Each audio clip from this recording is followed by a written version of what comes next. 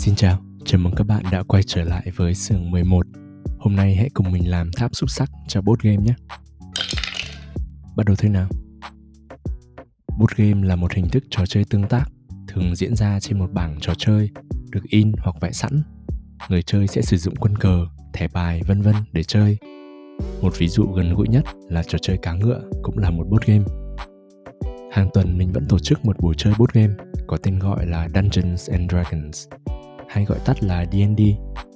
Thường các trò board game sẽ sử dụng nhiều đến xúc xắc, và trong D&D thì sẽ dùng tới 7 loại xúc xắc khác nhau, từ xúc xắc 4 mặt cho đến xúc xắc 20 mặt. Để cho trò chơi thú vị hơn thì mình sẽ làm một cái tháp xúc xắc. Mình cắt các mảnh rồi ghép lại bằng keo gỗ. Vì tháp xúc xắc cũng không cần chịu lực gì nên dùng keo là đủ.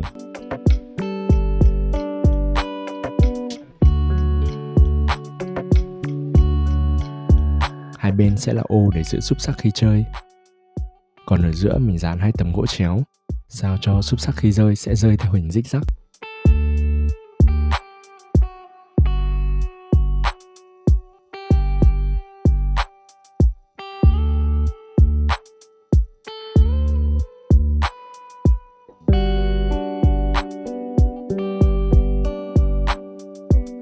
Chà nhám và sơn một lớp lót là đã hoàn thành tháp xúc xắc rồi.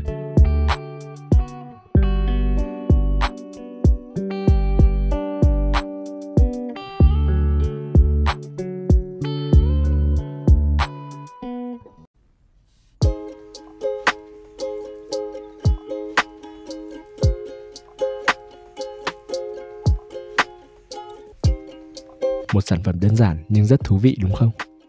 Giờ thì xin chào, và hẹn gặp lại. Mong mọi người hãy ủng hộ kênh bằng cách ấn vào nút thích, đồng thời ấn đăng ký kênh và bật chuông thông báo.